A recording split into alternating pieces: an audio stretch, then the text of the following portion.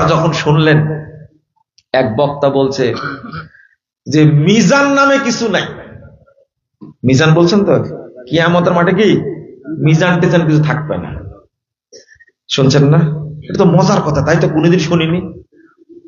সুলাইমান আলাইহিস সালাতু ওয়াস সালামের মতো নবী আল্লাহর সাথে পাল্লা দিয়ে বললেন, আমি এক সন্ধ্যা সমস্ত মাখলুকাতকে খাওয়াবো। বললেন না? সুলাইমান আলাইহিস সালাম কি আপনার বক্তার মতো ফাত্রা? হ্যাঁ, তিনি একজন নবী, দাউদ আলাইহিস সালামের সন্তান। দাউদ আলাইহিস সালাতু ওয়াস সালাম তার বিচারের ক্ষেত্রে হার মেনেছেন, বেটার ক্ষেত্রে এইরকম একজন যোগ্য নবী।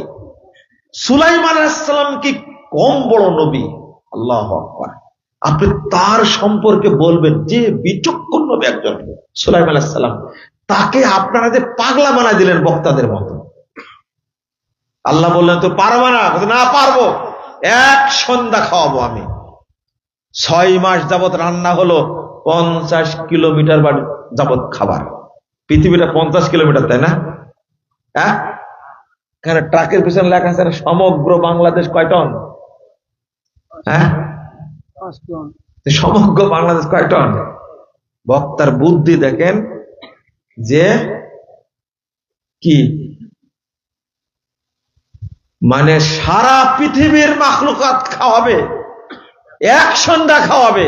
6 মাস রান্না করেছে, কয় কিলোমিটার গেছে কেবল?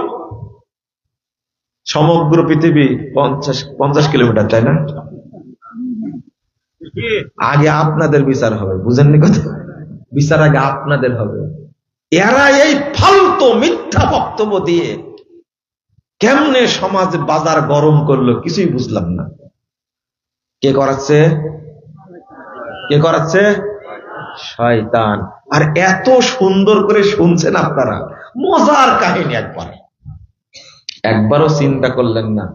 একটা মাছ লাফ দিয়ে উঠে, এক লোকমা সব শেষ। আমরা কিন্তু এই ঘটনা আরো ভালো করে বলতে পারি। এটা কি জানেন? এই ঘটনা আজ থেকে 30 বছর আগে জানি।